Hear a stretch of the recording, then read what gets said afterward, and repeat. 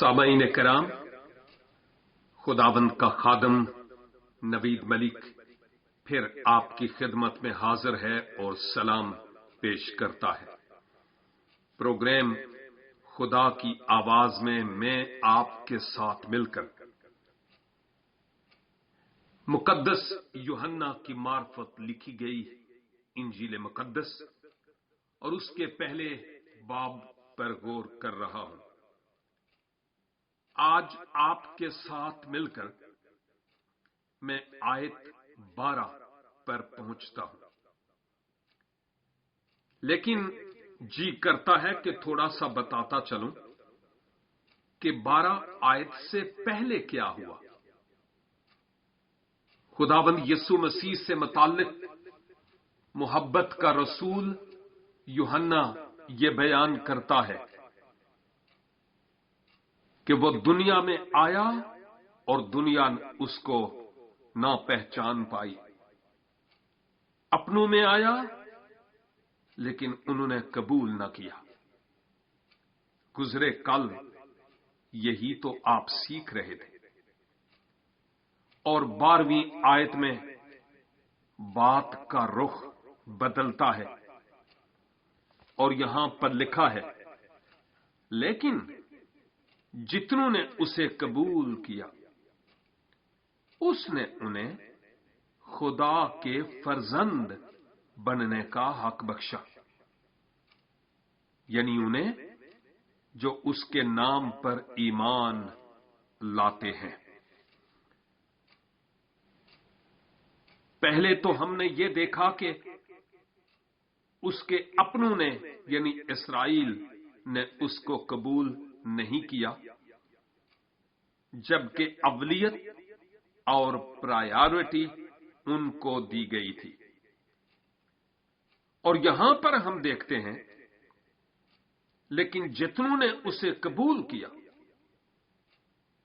इसका मतलब यह हुआ कि जब इस्राएल ने खुदावंद यीशु मसीह को रद्द किया तो फिर यूहन्ना 3 की 16 पूरी हुई, जहां लिखा है, खुदा ने दुनिया से ऐसी मोहब्बत रखी कि उसने अपना इकलौता बेटा बख्श दिया, ताकि जो कोई उस पर ईमान लाए वो हलाक ना हो बल्कि हमेशा की जिंदगी पाए।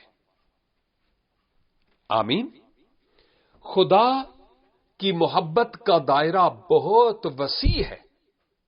इसीलिए तो आमाल 1:8 में मसीह ने अपने शागिर्दों से कहा कि यरूशलेम तक ही नहीं ठहरना, तुम्हें तो दुनिया की इंतहा तक जाना है, हद्दों को पार करना है। क्योंकि खुदा कुल जहान के लोगों को प्यार करता है। और हम यहां देखते हैं कि अगरचे उन अपनों ने उसके अपने घर यानी इस्राएल ने मसीह खुदाबंद को कबूल नहीं किया, उस पर वो ईमान नहीं लाए, लेकिन साथ ही साथ ये बताया गया कि वो तो ईमान नहीं लाए, लेकिन जितनों ने उसे कबूल किया, उसे यानी खुदाबंद यीशु मसीह को कबूल करना से मुराद ईमान लाना। अरसा हुआ कि एक साहब ने बड़ी खूबसूरत बात की। यहां पर तर्जुमे की भी बात है उर्दू में, मैं कोई इल्जाम नहीं लगाऊंगा, लेकिन उन साहब ने कहा कि भाई कबूल तो उसको किया जाता है जिसने हमारा कुछ बिगाड़ा हो, जने साडे मां पुटे हुन। और बाय द वे वो जब आए तो हम उसको गले लगा ही लें तो ये कबूलियत है। मुशर्रफ बेटा गया, सब कुछ उजाड़ कर आया, बाप ने उसको कबूल किया। तो मसीह को कबूल करने से मुराद ये नहीं है कि उसने कुछ बिगाड़ा इसलिए हम उसको कबूल कर ही लें। No no no no no no. असल में यहां पर इससे मुराद ये है कि जितनों ने مسیح خداوند پر ایمان لائے، جتنے مسیح خداوند پر ایمان لائے، قبول کرنا سے مراد ایمان لانا، مسیح کو اپنا دل دے دینا، اپنے دل میں خداوند یسوع مسیح کو اتارنا، اپنی زندگی کا ریموٹ اس کے ہاتھ میں دے دینا، اپنی زندگی کلی طور پر اس کے سپرد کر دینا۔ یہ ہے وہ حقیقت جو خداوند کے پاک کلام میں اور آپ دیکھتے ہیں۔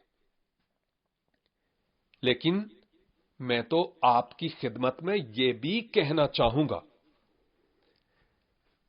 کہ کلام کے مطابق لکھا ہے، لیکن جتنوں نے اسے قبول کیا، جتنے بھی اس پر ایمان لائے، خواہ وہ یہودی بیک گراؤنڈ سے ہیں، خواہ وہ ہندو بیک گراؤنڈ سے ہیں، خواہ وہ سکھ، خواہ وہ دیریے، خواہ وہ مسلمان، بھلے کوئی ہی کیوں نہ ہو، ان کا پس منظر کیسا ہی کیوں نہیں، کالے ہیں یا گورے، نو پرابلم، امریکن ہیں یا افغانی ہیں، یہ کوئی مسئلہ نہیں ہے۔ جتنے بھی لوگ جہاں کہیں سے مسیح خداوند پر ایمان لاتے ہیں، مسیح خداوند ان کو ایک حق دیتے ہیں، ان کو ایک رائٹ مل جاتا ہے، اور وہ کیا کہ وہ خدا کے فرزند ہیں۔ فرزند فارسی زبان کا مطلب ہے جس کے معنی بیٹا کے ہے۔ جو خداوند یسوع مسیح پر ایمان لاتے ہیں، مسیح خداوند ان کو خدا کے فرزند ہونے کا حق بخشتے ہیں۔ کن کو؟ جو خداوند یسوع مسیح پر ایمان لاتے ہیں۔ یہی تو اس آیت 12 میں لکھا ہوا ہے۔ آمین۔ اب دو باتیں یہاں پر میں کہتا چلوں۔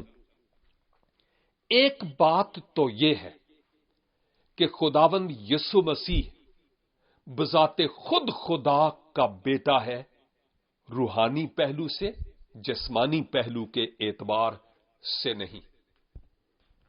خدا باپ نے اپنے بیٹے یسوع کے حق میں متی 3 کے اختتام پر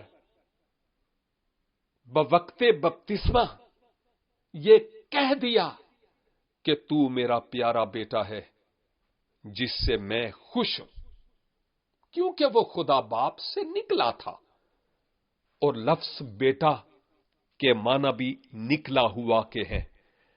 اور بائی دا وے مجھے آپ کی دعاؤں کی ضرورت ہے کہ میں مستقبل قریب میں یسوع کے خدا کے بیٹا ہونے پر ایک ویڈیو ریکارڈ کروں جو اپنوں کے لیے بھی اور باہر والوں کے لیے بھی بہت سبق آموز ویڈیو ہو۔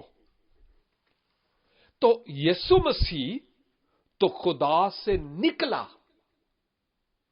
اور نکلا ہوا ہونے کے سبب سے وہ خدا کا روحانی بیٹا ہے۔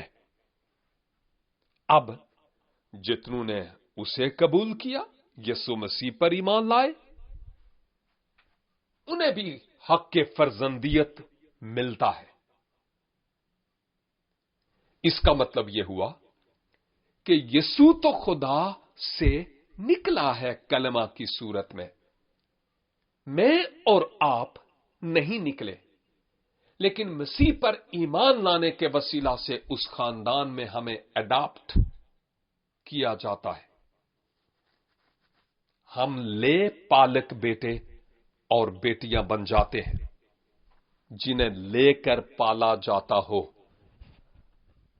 ہم خدا کے بیٹے اور بیٹیاں بنتے ہیں خداوند یسوع مسیح پر ایمان لانے کے وسیلہ سے، اور یہ حق خدا کی طرف سے ہمیں ملتا ہے۔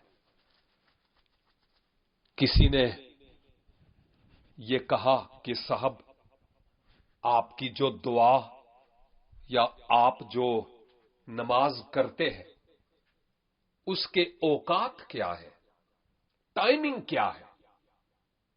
کیونکہ ہمارے ہاں تو دعا اور نماز کی ٹائمنگ ہے۔ تو میں نے ان صاحب کو یہ جواب دیا کہ صاحب، میری بات یہ ہے کہ اگر کوئی باس آپ کو یہ کہے کہ میں آفس میں کام کر رہا ہوں، آپ باہر بیٹھ کر کام کریں، میں خود آفس میں ضروری کام کر رہا ہوں، مجھے ڈسٹرب نہیں کرنا۔ 1 گھنٹہ کے بعد 11 بجے میں آپ سے بات کروں گا، 11 بجے آئیے گا۔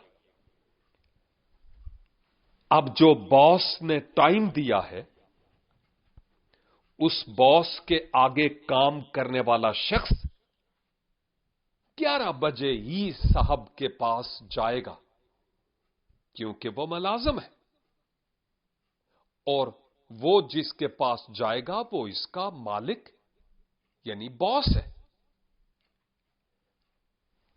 اس سے پہلے وہ جا نہیں سکتا، اس سے لیٹ وہ ہو نہیں سکتا، کیونکہ ڈانٹی پڑنے کا امکان ہے۔ لیکن عالم مسیحیت میں کچھ اور بات ہے۔ یہاں پر چونکہ ہم خدا باپ کے بیٹے اور بیٹیاں ہیں، ہم جب اور جس وقت چاہیں اس کی پاک اور مقدس حضوری میں جا سکتے ہیں۔ بات باس کی ہو رہی تھی، ملازم کے لیے تو یہ ہے کہ وہ 11 بجے ہی صاحب کے کمرے میں جائے گا، لیکن اگر صاحب کا بیٹا آ جائے تو وہ بھی 11 بجے تک انتظار کرے گا؟ نو، وہ فوراً دروازہ کھول کر ابا کے پاس جائے گا، اور جو بھی اس نے اپنی بات کرنی ہوگی وہ اپنے ابا سے کرے گا۔ ہم جو مسیح خداوند پر ایمان لا چکے ہیں، مسیح میرا اور آپ کا نجات دہندہ ہے، اور اس کے وسیلہ سے میں اور آپ خدا باپ کے بیٹے اور بیٹیاں ٹھہرتے ہیں۔ ہمارے لیے ٹائم کی کوئی قید نہیں ہے، جب اور جس وقت چاہیں ہم اس کی حضوری میں آ سکتے ہیں، لیکن اس کا مطلب یہ بھی نہیں کہ ہم اس آزادی کا ناجائز فائدہ اٹھائیں اور اس کی حضوری میں جائیں ہی نہ، ہفتے ہفتے بعد او جی وہ میرا باپ ہے جب چاہوں جاؤں۔ نہیں نہیں نہیں، ایسا نہیں ہے۔ ہمیں خداوند کے قدموں میں جھکنا اور اس سے دعا کرنے کی ضرورت ہے، لیکن یہ مراد نہیں کہ اتنے بج کر اتنے منٹ اور اتنے سیکنڈ پر دعا کرنی ہے۔ No, that's not a big issue for us. ہاں، اجتماعی طور پر جو دعا ہوتی ہے، خاندانی طور پر بھی جو دعا ہوتی ہے، اس کے لیے آپ ٹائم مقرر کر سکتے ہیں۔ کلیسیائی طور پر چونکہ کولیکٹیولی اجتماعی دعا ہوتی ہے، اس کے لیے بھی ٹائم سیٹ کیا جاتا ہے، لیکن جو دعا شخصی ہوتی ہے اس کے لیے رات ہو یا دن، وقت کی کوئی قید نہیں، اس کے دروازے 24/7 کھلے رہتے ہیں۔ جب چاہیں اس کو پکاریں اور اپنی عرائض اور مناجات اس کے حضور پیش کریں، وہ ہماری سننے کے لیے بےتاب رہتا ہے۔ عزیزو، خداوند کو اپنی زندگی میں اہم ترین درجہ دیں، اس سے بات کریں، اس کی بات سنیں، حق کے فرزندیت سے فائدہ اٹھائیں، اور اپنے بدنوں سے خداوند اپنے خدا کے بزرگ नाम को जलाल और इज्जत देने वाले हो। खुदावन आज इस पाक और जिंदगी बख्श कलाम के वसीला से मुझे भी और आपको भी बरकत दे। फिर कहूंगा, सुनते रहिए प्रोग्राम खुदा की आवाज नवीद मलिक के साथ। And God bless you.